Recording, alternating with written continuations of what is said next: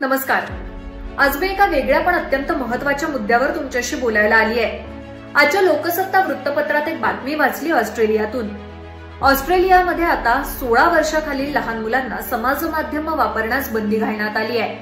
तशा संदर्भातला कायदा गुरुवारी मंजूर करण्यात आलेला आहे. ऑस्ट्रेलियाच्या सिनेट आणि कनिष्ठ सभागृहामध्ये प्रचंड मताधिक्यानं हा कायदा मंजूर झालेला आहे. यामध्ये फेसबुक, इंस्टाग्राम, स्नॅपचॅट यासारख्या इतर सगळ्या समाज माध्यमांचा समावेश आहे. त्याचा वापर करताना जर 16 वर्षाखालील पाल्य आढळले तर दंडात्मक कारवाई सुद्धा केली जाणार आहे. बालहक्क संघटनांनी या निर्णयाला विरोध केला असला तरी पालक मात्र या निर्णयाच्या समर्थनार्थ आहे. आणि यावरून हा मुद्दा किती गंभीर आहे हे लक्षात येतं. हा मुद्दा फक्त ऑस्ट्रेलियापुरताच मर्यादित नाहीये, तर संपूर्ण जगाला, सगळ्याच पालकांना ही समस्या भेडसावतीये. त्याचे अनेक दुष्परिणाम आहेत. अनेक वाईट घटना या समाज माध्यमांच्या आहारी गेलेल्या लहान मुलांमुळे घडलेल्या आहेत आणि दुर्दैवानं भारतातही त्याचं प्रमाण मोठं आहे. त्यामुळे ऑस्ट्रेलियासारख्या देशांनी जर हा कायदा केला तर संपूर्ण जगभरात सुद्धा अशा प्रकारचे कायदे व्हावेत का, अशा प्रकारच्या चर्चा आता सुरू झालेल्या आहेत. समाज माध्यमांचा एक मुख्य तोटा हा आहे की समाज माध्यमांमुळे मुलं तुलना करायला शिकतात. कारण अनेक गोष्टी समाज माध्यमांवर आपण पाहतो. सगळ्यांचं अगदी झगमगाटीचं आयुष्य मुलांना दिसतं. आपल्या आयुष्यात मात्र काहीतरी कमी आहे. आपले आई बाबा आपल्याला ते पुरवू शकत नाहीये, अशा प्रकारच्या भावना या मुलांच्या मनात निर्माण होतात आणि मग ते आपल्या कुटुंबाबद्दल, आपल्या आई वडिलांबद्दलच द्वेष त्यांच्या मनात निर्माण होतो. लहान मुलं, खासकर 18 वर्षांपेक्षा कमी वयाची मुलं असतात, त्यांना हे सगळं खरं वाटायला लागतं. खरं तर काय बरोबर आहे, काय चूक आहे तेवढी समज त्यांच्या वयामुळे त्यांच्यामध्ये नसते आणि त्यामुळे जे दिसतंय ते सगळं खरं आहे असं ते मानून चालतात. आणि मग त्यामुळं आपलं खरं आयुष्य जे आहे ते त्यांना आवडेनासं होतं आणि ते समाज माध्यमांवरचं जे आयुष्य आहे ते त्यांना चांगलं वाटायला लागतं. आणि मग त्यानंतर समाज माध्यमांवर विविध लोकांशी मैत्री होते. बरं, त्या ठिकाणी ती लोक खरी आहेत का, ते जे बोलतायत ते खरं आहेत का, जे दाखवतायत ते खरं आहे का, याबद्दलची कुठलीच पुष्टी त्या ठिकाणी केली जात नाही.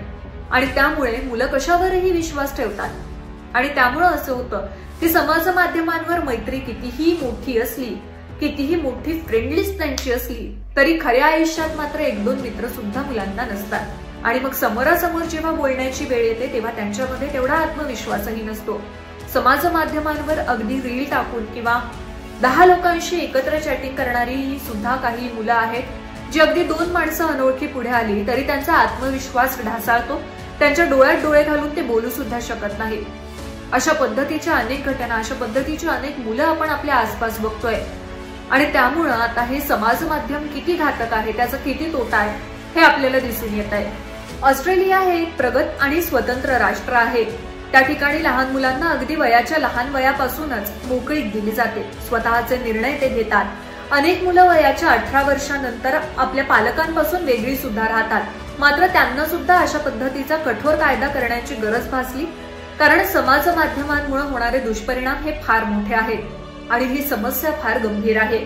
समाज माध्यमांच्या माध्यमातून आपण कुणाशी मैत्री करतोय, कुणाशी बोलतोय, समोरची व्यक्ती खरी आहे का, त्याने दाखवलेले फोटो, त्यांनी सांगितलेली माहिती ही खरी आहे का, याबद्दलची कुठलीच शाश्वती नसते. आणि त्यामुळे लहान मुलं याच्या आहारी जातात आणि त्यामुळे अनेक वाईट दुर्दैवी घटना सुद्धा घडतात. मग यातून ब्लॅकमेलिंग आणि अशा पद्धतीच्या अनेक घटना घडतात. त्यामुळे हा कायदा करण्याची गरज ऑस्ट्रेलियाला निर्माण झालेली आहे.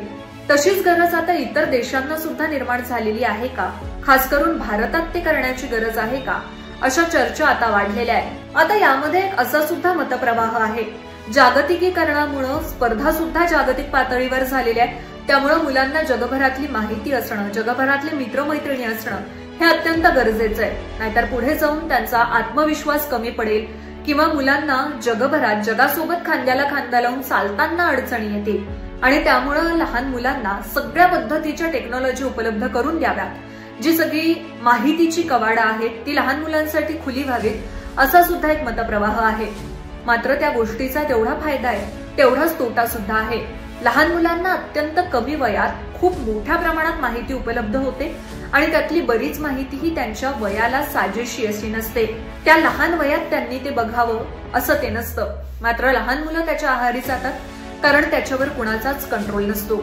ऑस्ट्रेलियाच्या धर्तीवर आता भारतात सुद्धा अशा पद्धतीचा एखादा कायदा व्हावा, समाज माध्यमांवर कुठेतरी निर्बंध लागावे अशी मागणी आता भारतातही पालकांकडून होऊ लागलेली आहे।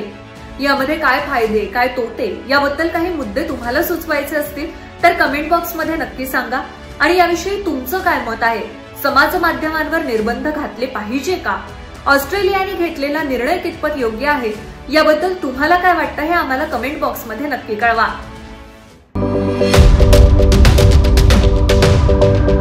यूट्यूबवर सुद्धा रायगड टाइम्स सर्च करा आणि पहा रायगडच्या कानाकोपऱ्यातील प्रत्येक बित्तम बातमी। आणि हो, लगेच सबस्क्राइब बटनवर क्लिक करायला विसरू नका। रायगड टाइम्स, आपलं चॅनल, आपला आवाज।